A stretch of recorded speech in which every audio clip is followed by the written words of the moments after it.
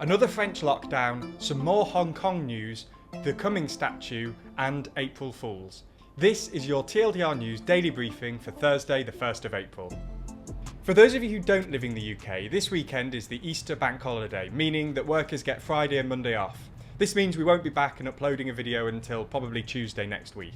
We're sorry about this, but ultimately even we need some time off sometimes. In the first story of the daily briefing today, we move to France to discuss the next French lockdown. Europe is currently undergoing a surge in coronavirus cases, largely driven by the Kent variant. This was something that the UK wrestled with over winter, and what caused the government to backtrack on the established plans for social contact at Christmas. After months of lockdown, the UK is now starting to unlock, albeit tentatively. Europe, though, has only just started to experience this wave. The unfortunate reality is that the solution to this wave appears to be another lockdown. For French President Emmanuel Macron, who, like British Prime Minister Boris Johnson, has been determined to avoid another lockdown, has today reluctantly plunged his country into another one. In a TV address to the nation, President Macron admitted that if he didn't lock down now, then the country would lose control of the virus. As part of the lockdown, all non-essential retail must close, any travel between regions is banned without legitimate excuse, and all citizens must remain within 10 kilometres of their house, again unless they have a reasonable excuse. Let's just hope the French lockdown works, and that cases and deaths are brought down as quickly as possible.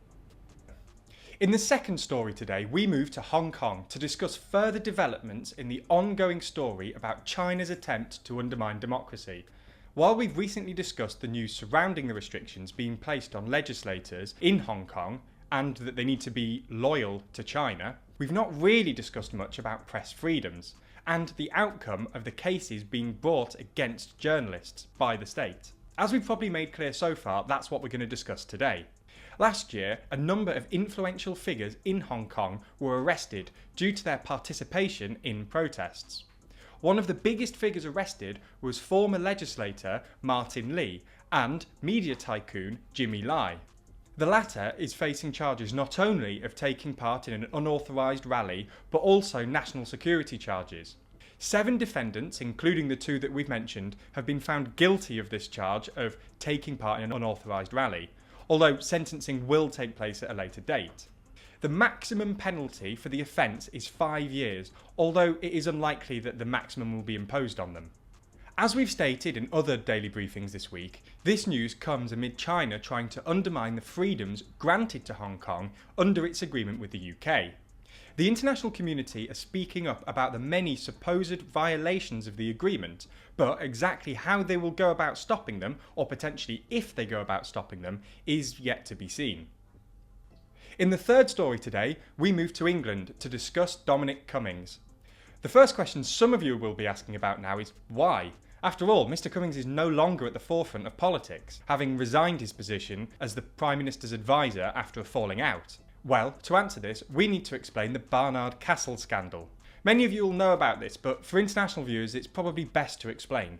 Back in early April 2020, the UK was adjusting to the new normal.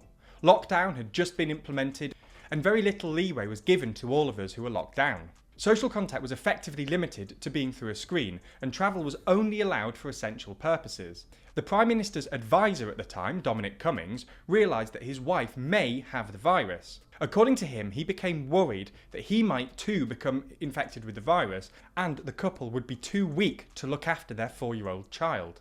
So the decision was made to travel from London to Durham to stay in the house on the land of Dominic's parents. If they were too weak to look after the child, then the family could look after him. Before returning to London, Cummings took a trip to Barnard Castle, supposedly to test his eyesight while driving, before taking the over 400-mile trip back to London. The reason this became a scandal was due to the fact that Cummings was a close advisor to the Prime Minister, and his actions were perceived by the public as flouting the rules. Many were angry that they were following the rules scrupulously, while those in positions of power were apparently flouting them. He defended himself by stating that there is no regulation covering the situation I found myself in, but many still saw the trip to Barnard Castle as unnecessary. So why are we bringing this year-old story up again today though?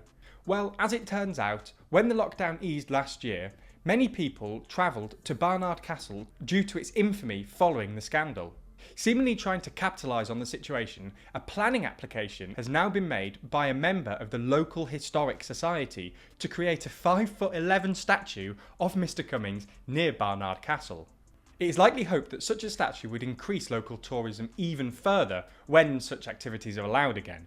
As much as the Historic Society likely wants the statue to be made, it is so far looking quite unlikely, with the local bylaws stating that statues can only depict someone who is deceased and have made an exceptional contribution to the international reputation of Barnard Castle. To be fair though, it's kind of hard to argue that Mr. Cummings didn't do the latter. In the last story today, we want to have a look at some of the best April Fool's stories that have been circulating on the internet today. Because, after all, who doesn't love people being fooled on the internet? Low key though, we did have to double check the Cummings story wasn't an April Fool's, and to be honest, we're still not 100%, so there's still a chance that we might be caught out. Let's start with the announcement by the South Australian police that sausage dogs would be joining their squad.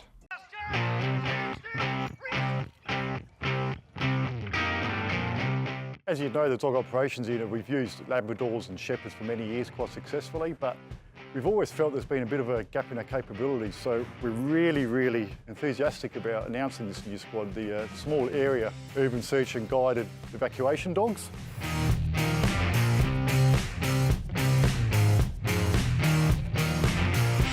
And what this is going to do is really be able to give us a new element of what we can offer up the South Australian community. So it's been really hard work lifting those 40-kilo Shepherds, especially above your head into ceiling spaces and things like that. Because of the size of these guys, we can chuck them into ceilings, up on top of cupboards, let them have a good look around there.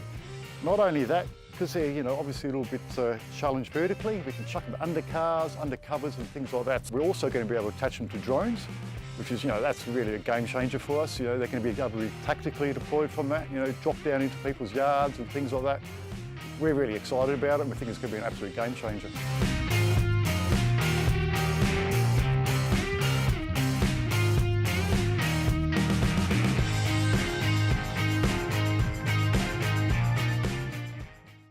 Another good one is by Lipton, who have promised to make self-jiggling tea bags. Although, for a tea company, it is odd to see them promoting such a bad cup of tea.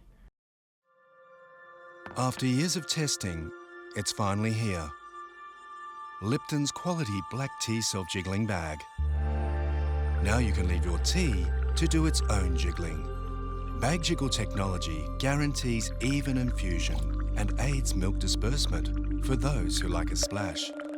It's a great day for tea drinkers.